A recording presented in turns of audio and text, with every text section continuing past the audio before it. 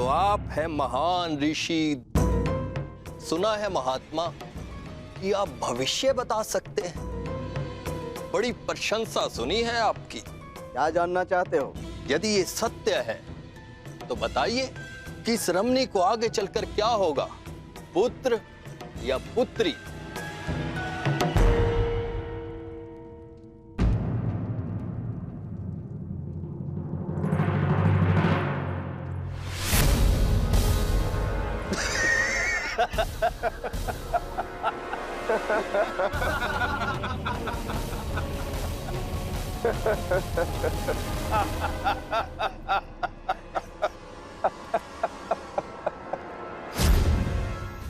और समय बताना मत भूलिएगा महाराज।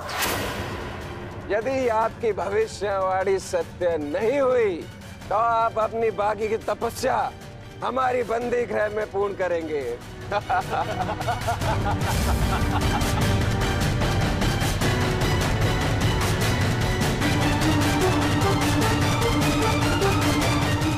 कौन क्यों है महाराज? बताइए, मेरी कोख से क्या जन्म लेगा? मदिरा के मद ने तुम्हारे भीतर के मानव को सुला दिया है मूर्ख।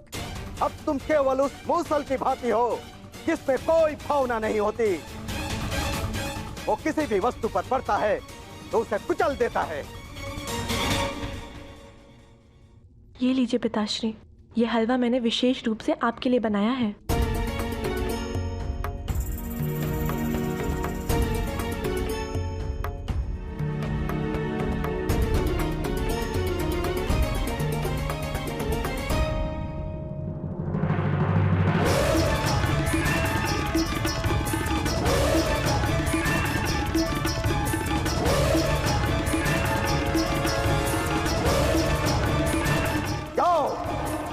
से ठीक एक सप्ताह के पश्चात तुम्हारे पेट से मूसल ही उत्पन्न होगा जो तुम्हारे वंश के विनाश का कारण बनेगा। जिस मदिरा के मद में तुमने मेरा अपमान करना चाहा, वो मदिरा तुम्हारे नाश का कारण बनेगी।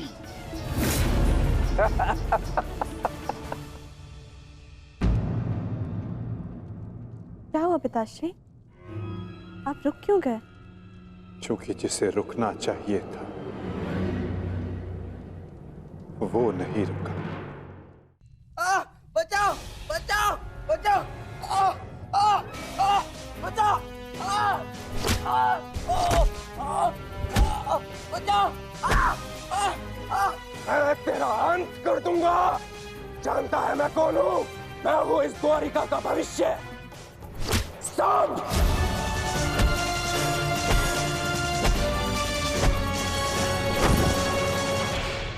ये क्या दशा बना रखी है सांब?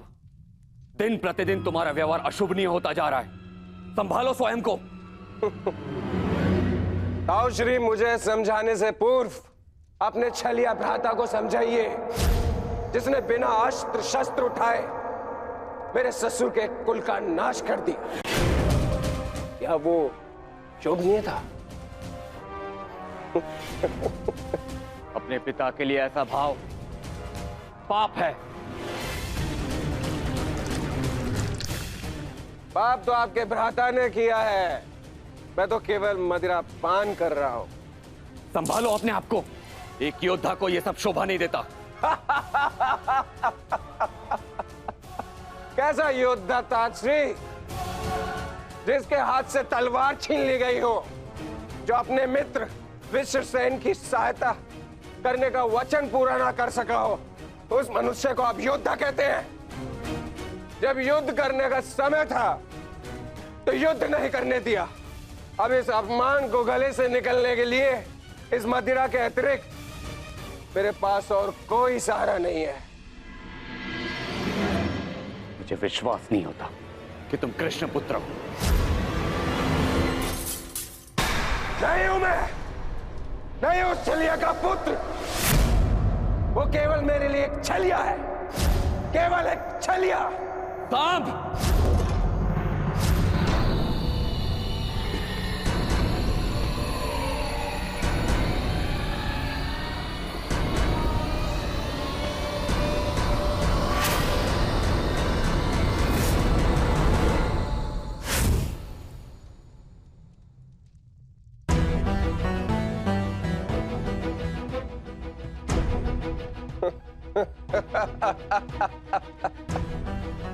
आइए आइए आइए द्वारिकाधीश, आइए, स्वागत है आपका, स्वागत है। लौट आए आप, करा इस आर्यव्रत के सभी महारथियों का अंत, कराए धर्म स्थापना के नाम पर अपना पलड़ा भारी। अब अरे अच्छी, आप देख क्या रहे, स्वागत नहीं करेंगे इनका? इतना महान कार्य पूर्ण करने के पश्चात आज लौटे हैं। आज तो राजभवन में उत्सव होना चाहिए। पांचाल, काशी, मगध, छेदी, सभी महाजनपदों के महान शासकों का अंत करवा डाला, सिर्फ धर्म स्थापना के नाम पर।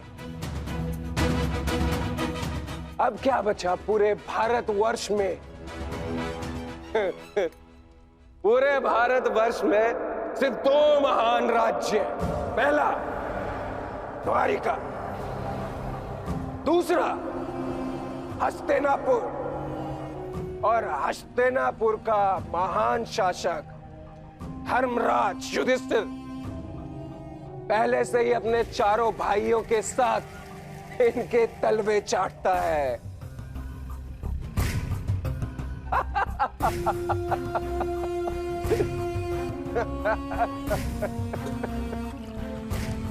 बधाई हो, बधाई हो वासुदेव, बधाई हो। आप अपने उद्देश्य में सफल हुए, जीत गया द्वारिका महाभारत, परंतु आपने भी मूल्य कुछ कम नहीं चुकाया। हमारी 7 औक्षणी सेना का अंत करवा दिया। क्या मिला आपको हमारे वीर सैनिकों का अंत करवा कर? क्यों किया आपने?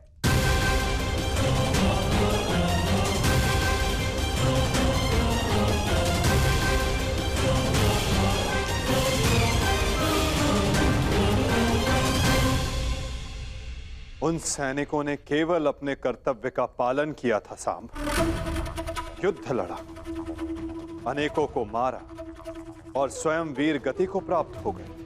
उन्होंने तो स्वर्ग की सीढ़ियां पा ली सांब, परंतु तुमने अपने साथ क्या किया है पुत्र? तुमने तो स्वयं के जीवन को ही नर्क बना डाला है। तुमने वचन दिया था ना दुर्योधन और लक्ष्मणा को कि महाभारत के युद्ध में तुम नारायणी सेना का नेतृत्व करोगे, तो क्यों नहीं बचाया अपनी सेना को? क्यों छोड़ आए अपने मित्र को अकेला युद्ध में? क्यों साथ नहीं दिया अपने मित्र का साथ, केवल अपने प्राण बचाने के लिए? यदि मैं अपने मित्र की सहायता नहीं कर सका तो केवल आपके कारण। आपने रोका था मुझे। मैंने तुम्हें रोका नहीं था साम, केवल विकल्प दिए थे। विकल्प? विकल्प यार में आपने मुझे भयभीत किया था। भयभीत नहीं किया था साम, मैंने केवल तुम्हें यदुवंशी के नियम स्मरण करवाए थे कि यदि नारायणी सेना परास्त होती तो उसके साथ नारायणी सेना का सेनापति अपनी उपाधि खो देता है। विकल्प मैंने अर्जुन और दुर्योधन को भी दिए थे। दुर्योधन ने युद्ध करना चुना और अर्जुन ने धर्म स्थापना, और तुमने युद्ध में भाग ना लेना चुना सांब।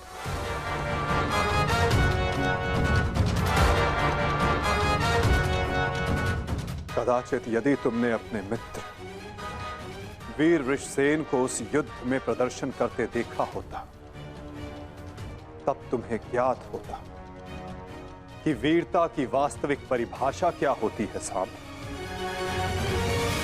यदि तुमने अपने प्राण उस युद्ध में गवा दिए होते तो आज मेरा सर गर्व से ऊंचा होता, किंतु नहीं। तुम तो मदिरा के मद में स्वयं के जीवन को धीरे धीरे करके मार रहे हो। लज्जा आती है तुम पर सांब, लज्जा आती है।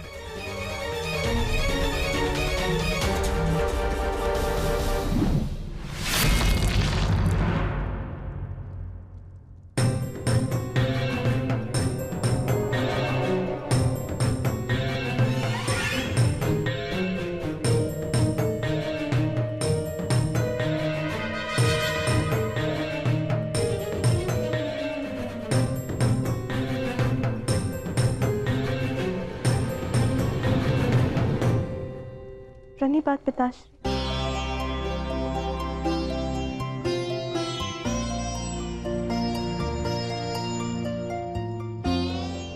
पिताश्री मैं क्षमा। लक्ष्मणा, इतनी लंबी यात्रा से आया हूं पुत्री, भोजन नहीं कराओगी? जी पिताश्री।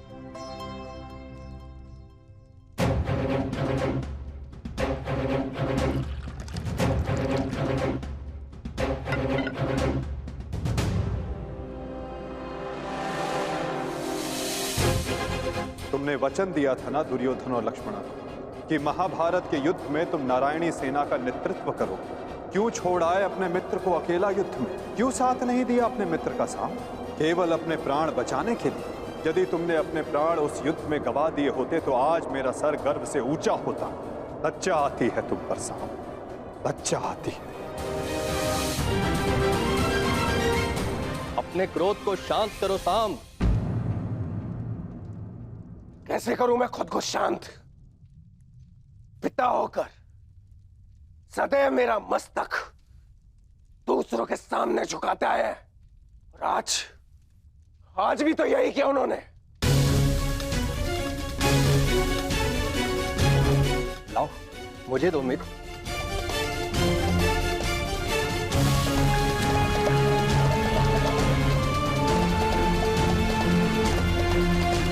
लो पियो।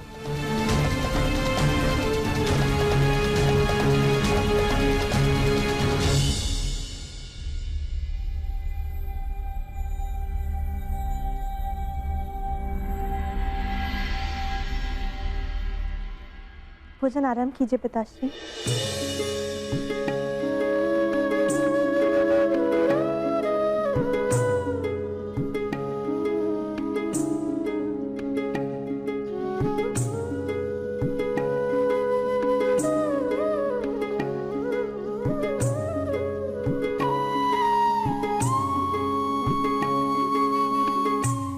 पिताश्री, क्या आप मुझे मेरे पिता के विषय में कुछ बता सकते हैं? युद्ध में क्या हुआ था?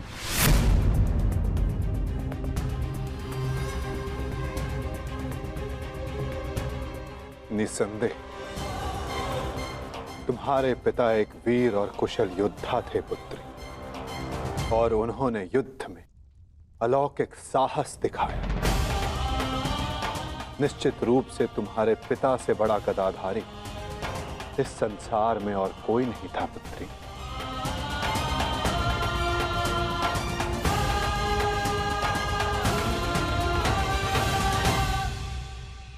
यदि ये सत्य है तो उन्हें ये संसार छोड़ के क्यों जाना पड़ा पिताश्री? हमारे कर्म और हमारे चयन हमारी नियति निर्धारित करते हैं। कुछ भावों और कुछ वस्तुओं में अधर्म का वास होता है।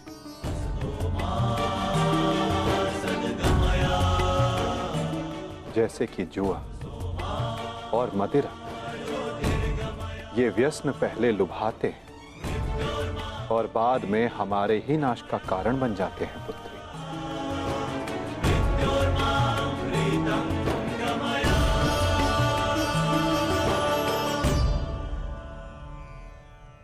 लो मित्र पियो।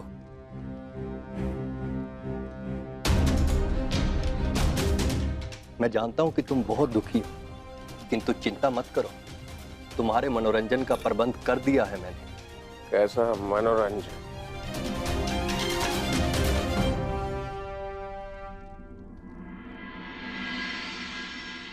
लक्ष्मणा, सदैव स्मरण रखना पुत्री, जब जब मनुष्य पर मद और जुए का प्रभाव बढ़ेगा तब तब वो अपने पग अपने पतन की ओर बढ़ाएगा। संभल कर मित्र, आज का विनोद तुम्हारे मन की सारी कड़वाहट बाहर कर ले जाएगा। एक मद्दांध व्यक्ति सबसे पहले अपने बड़ों का आदर करना भूलता है, उनका अपमान करता है, उनका उपहास बनाता है, और उसके पश्चात वहीं से उसका अंत प्रारंभ हो जाता है।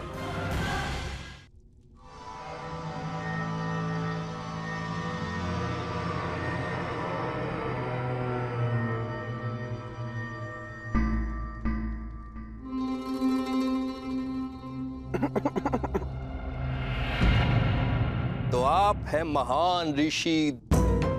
सुना है महात्मा कि आप भविष्य बता सकते हैं। बड़ी प्रशंसा सुनी है आपकी। क्या जानना चाहते हो?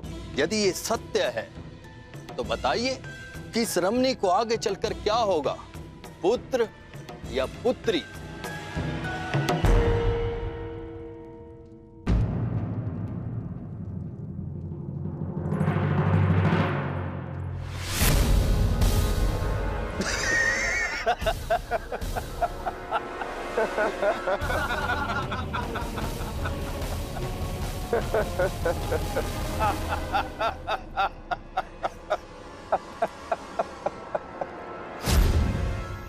और समय बताना मत भूलिएगा महाराज।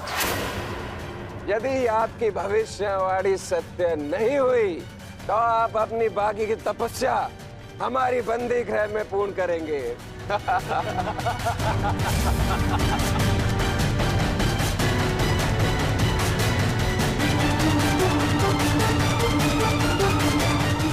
कौन क्यों है महाराज? बताइए, मेरी कोख से क्या जन्म लेगा? मदिरा के मद ने तुम्हारे भीतर के मानव को सुला दिया है मूर्ख। अब तुम केवल उस मूसल की भांति हो जिसमें कोई भावना नहीं होती। वो किसी भी वस्तु पर पड़ता है तो उसे कुचल देता है। ये लीजिए पिताश्री, ये हलवा मैंने विशेष रूप से आपके लिए बनाया है।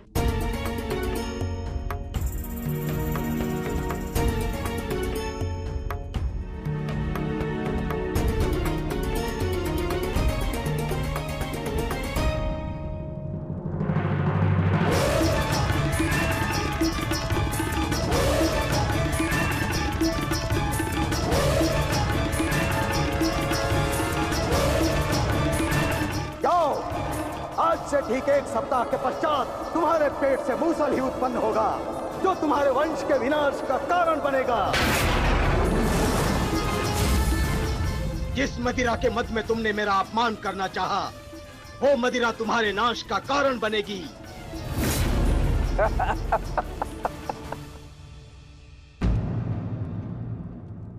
क्या हुआ पिताश्री? आप रुक क्यों गए? क्योंकि जिसे रुकना चाहिए था वो नहीं रुका। लगता है तुम्हें हमारे बंदी गृह के दर्शन करने की उत्सुकता कुछ अधिक है, इसलिए तुमने हमारा अपमान करने का दुस्साहस किया। पहले वासुदेव और अभी तुम। मैं तुम्हें जीवित नहीं छोड़ूंगा।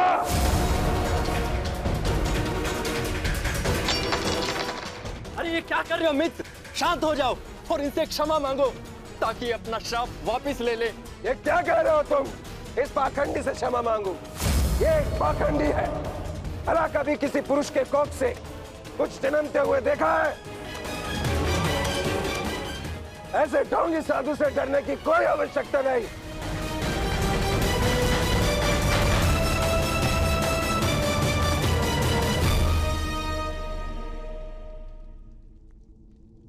जो अब तक नहीं हुआ साम, वो अब होगा। साधुओं का श्राप व्यर्थ नहीं जाता।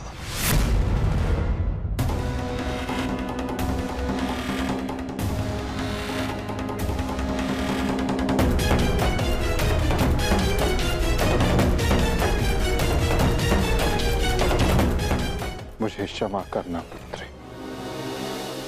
कदाचित मैं तुम्हें कह सकता सदा सौभाग्यवती भव।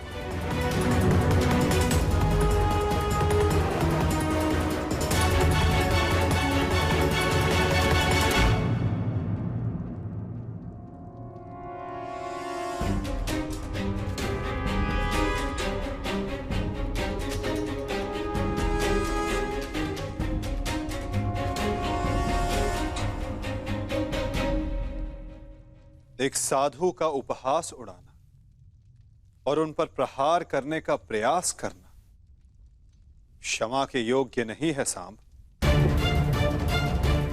आपने तो सृष्टि के सभी महारथियों और अनेकों सैनिकों का वध करवाया, क्या वो क्षमा के योग्य है?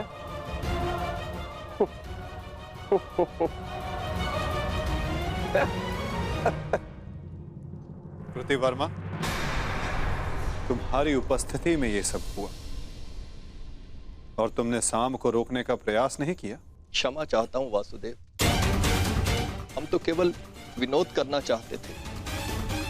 मुझे अनुमान भी नहीं था कि बात इतनी आगे तक बढ़ जाएगी।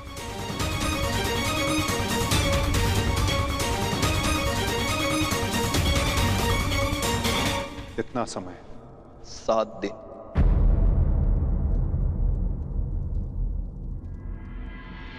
सात दिन बाद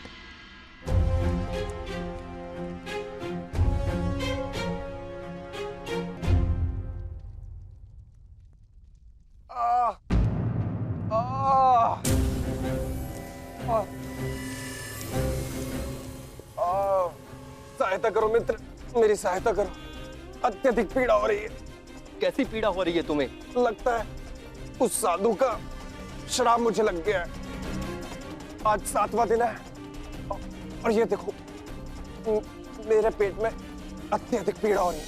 जाओ, आज से ठीक 1 सप्ताह के पश्चात तुम्हारे पेट से मूसल ही उत्पन्न होगा, जो तुम्हारे वंश के विनाश का कारण बनेगा।